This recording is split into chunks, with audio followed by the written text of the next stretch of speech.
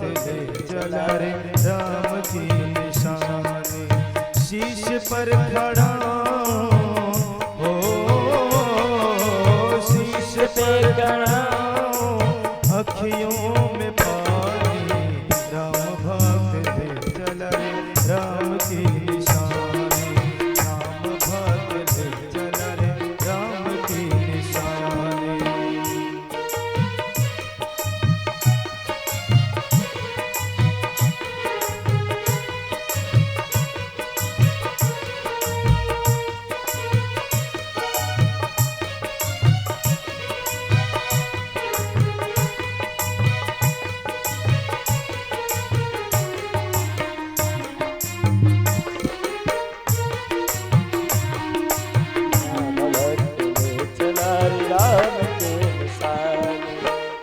शीश खड़ा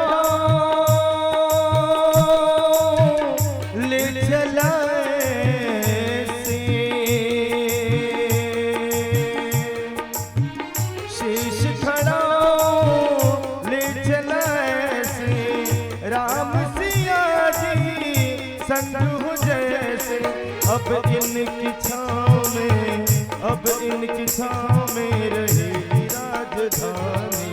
राम भक्त चला रे राम की निशानी। राम भक्त चला रे राम की निशानी। महाराज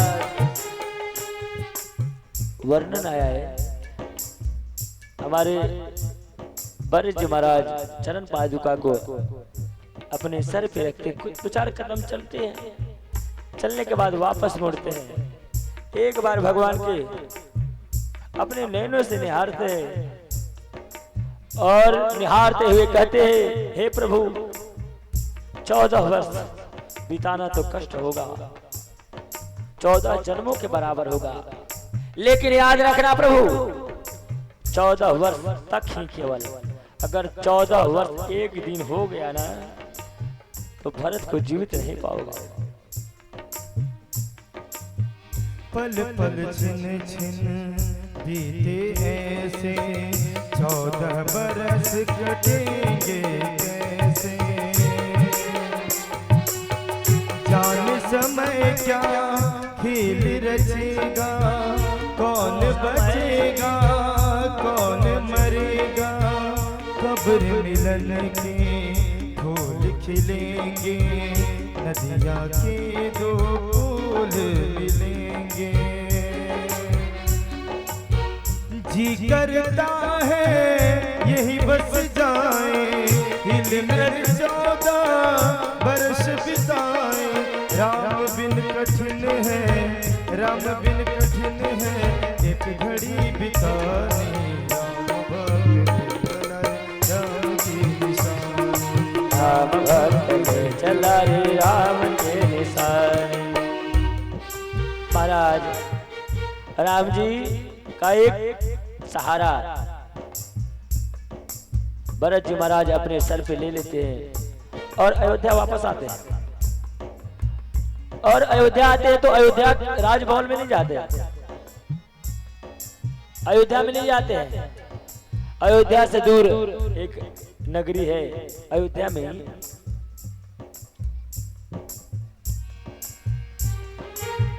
तन मन बचन उमगियम रागा।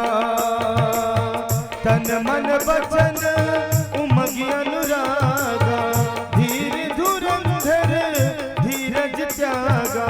भावना में बह चले भावना में बह चले धीर पीर गानी। राम की निशानी। राम भक्त चला राम की निशानी। शीश पर खड़ा शीश पर खड़ा अखियों में पानी। राम भक्त ले चला रे राम की निशानी।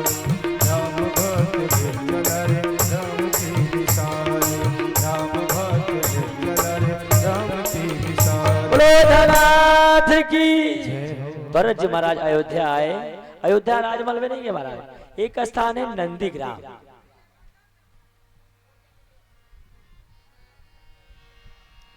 नंदीग्राम एक जगह है, वहां एक पर्ण कुटिया का निर्माण होता है।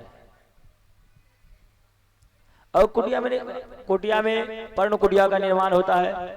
वहीं सिंहासन पे भगवान राम जी के चरण पादुका को रखा जाता है।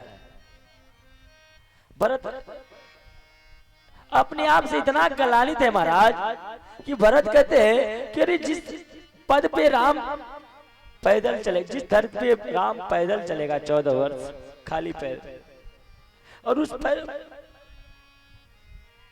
उस पृथ्वी पे मैं रहूं, भगवान से ऊपर मैं रहूं, ऐसा तो हो नहीं सकता। जानते 10 फीट नीचे गड्ढा खनाया गया। आप अभी भी जाओगे नंदीग्राम में तो 10 फीट नीचे पृथ्वी में अभी भी भरत जी महाराज का वो तपस्वी मुद्रा निर्माणित है कि 10 फीट नीचे भरत जी महाराज विश्राम करते थे, रहते थे या भगवान का भजन करते थे। और वहीं से अपना, जैसा राम जी का आ गया था कि राज चलाना, जब तक हम आए हैं तुम राजा नहीं हो लेकिन राजा के धरोहर हो। देखो राम जी आदेश देते कि देखो भाई हम इतने दिन छुट्टी अवकाश लेने आए हैं, जब तक हम नहीं आ रहे हैं तब तक तुम उसको देख रेख करना, तुम अपना मत समझना। महाराज ऐसा ही होता ना, संसार वाले को भगवान भेजते कि जाओ संसार में कुछ धन तुम्हें दे रहा हूं, तुम्हारा परिवार है, तुम उसके चलाना, पर तुम अपना मत समझ लेना, तुम्हारा है नहीं। तुम कमाओगे, अधिकारी है, अरे भगवान हाथ पैर दिए थे तब ना कमा लिया, हाथ पैर नहीं देते तो क्या करते, घर में पड़े रहते, कोई लायक नहीं। भगवान कहते मैं तुझे भेज रहा हूं प्रतिनिधि बनके, मेरा है। अब आप लोग आरती में, हम लोग आरती में गाते हैं तेरा तुझको अर्पण क्या लागे मेरा, कहते हैं ना जी महाराज, सब लोग आरती में गाते हैं कि तेरा तुझको अर्पण क्या लागे मेरा। कभी अनजाने में अगर 1 रुपया की जगह 10 रुपया आरती में चला जाए, अरे 10 रुपया डाल लो, कभी अनजाने में कोई कुछ अच्छा कर दे, अनजाने में चला जाए तो वहां कहते तेरा तुझको अर्पण क्या लागे मेरा। महाराज कभी वो धन नष्ट हो जाए, जब आपका है ही नहीं तो उससे आपका क्यों लगा हो महाराज। कभी धन नष्ट हो जाता तो आपको बड़ा दुख हो जाता है, लेकिन हम गाते हैं दुनिया के सामने, भगवान के सामने कि तेरा तुझको अर्पण क्या लागे मेरा, है? गाते हैं तेरा तुझको अर्पण, लेकिन भगवान को भोग लगाना हो, भगवान को भोग लगाना हो तो क्या भोग लगाते हो महाराज। आपके पास खाने को 56 प्रकार के भोग, आप खा सकते हो फल। पूर्णिमा में लोग व्रत करते हैं तो अपने लिए, जब व्रत करेंगे तो अपने लिए बहुत बड़ा फलाहार का व्यवस्था करते हैं। और जब भगवान को सत्यनारायण व्रत कथा सुनना, अगर सुनना हो तो आप लोग सत्यनारायण व्रत कथा में क्या प्रसाद बांटते हो, क्या प्रसाद भोग लगाते हो? साली चूर्ण, आटा का चूरन। अरे मूर्ख क्या लिखा है तो सुनो, अभावे साली चूर्ण से, जब तुम्हारे पास कुछ नहीं है तब अभाव। अब देखा इसकी वहां साली चूर्ण भोग लगा तो यहाँ भी लगा दो। अरे तुम्हारे पास खाने अपने लिए 56 प्रकार का व्यवस्था है और भगवान के लिए क्या, साली चूर्ण। भगवान कहते जब साली चूर्ण से काम चलाना है तो काले इसको धन देंगे भाई। वहां लिखा है कि जब तुम्हारे पास कुछ नहीं है तो साली चूर्ण से भी काम चल सकता है। ये नहीं कि आपके पास पूरा 56 प्रकार की व्यवस्था करने का है तो आप साली चूर्ण लगाना अनिवार्य। हम कहीं पूजा में गए महाराज, हमको क्या मालूम था कि साली चूर्ण, क्योंकि हमारे यहाँ कहीं पुस्तक में लिखा नहीं गया था कि आपको साली चूर्ण लगाना अनिवार्य है। लेकिन कहीं हम पूजा पाठ इधर गांव में कराने गए तो लोग गए, अरे बाबा आपको नहीं बुझाता है, कहा क्या हुआ तो आप साली चूर्ण भोगे नहीं लगे। हम कहे कि साली चूर्ण क्या होता है, तो आटा के बुरादा जो होता है ये भोग नहीं लगाएंगे तो राम भगवान विष्णु को पूजा हो पाएगा। कहा है भागवत सत्यनारायण व्रत कथा में लिखा हुआ है कि सत्यनारायण व्रत कथा में साली चूर्ण भोग लगाना जरूरी है। कहाँ का है भाई, कहाँ लिखा हुआ है? वहां तो लिखा हुआ कि अभाव जब तुम्हारे पास कुछ नहीं है चढ़ाने को तब आप आटा से भी काम चला सकते हो महाराज, जब नहीं हो तब अपने लिए पूरा व्यवस्था। अब महाराज भगवान के सामने एक थाली रख देते हैं बना के, और उसमें ज्यादा खुश हो जाएंगे तो उसमें थोड़ा सा मिश्री या शक्कर डाल देंगे। महाराज एक चम्मच से ज्यादा तुम खा के देखो तो एक चम्मच से ज्यादा खा लो अंदर तो नहीं जाएगा। अब भगवान के सामने एक थाली है, भगवान तुम खाओ। जब भगवान को भोग लगाना होता है तो तेरा तुझको अर्पण खत्म हो जाता है हमारा। भोग लगाना है तो आप लोग पूजा पाठ करने जाते हो, पूजा पाठ अगर आप कभी कोई पूजा कराने जाते करने के लिए तैयार होते हो तो पूजा पाठ के लिए स्पेशल ब्रांड खोजते हो। अगर कभी आप लोग धोती लेने पंडित जी को देना है, पंडित जी को, तो दुकानदार पूछेगा किनको देना, पंडित जी को, तो एक पंडित मार का धोती निकालेगा उधर से, महाराज ना पहनने लायक है न ओढ़ने लायक, क्यों प्लास्टिक देते हो। अगर नहीं बनता है तो जीवन में कभी पूजा मत करो, जिंदगी में एक बार ही करो, अच्छा करो। वहां दिखाना होगा कि तेरा तुझको अर्पण। अब जब कोई पूजा पाठ करोगे तो पंडित मार का खोजोगे। महाराज आप लोग देखो श्रृंगार सामग्री कभी लाओ तो उसमें एक छोटे से ऐनक देता है। अरे भाई कहाँ देखोगे, क्या देखेगा वो छोटा सा ऐनक में, क्या देखेगा। अरे पंडित जी को दे रहे हो तो कुछ ऐसा दो जो प्रयोग कर सकते, नहीं तो ना तुम हाथ जोड़ो महाराज हमारे पास कुछ नहीं है। दिखावा में तो करना है कि ये देना जरूरी है, खाली कहना है आरती में तेरा तुझको अर्पण क्या लागे मेरा। भगवान कहते हैं भरत को कि तुम्हारा नहीं है मेरा है, मैं तुम्हें निरीक्षण करने के लिए भेज रहा हूं, तुम अहंकारी मत बन जाना।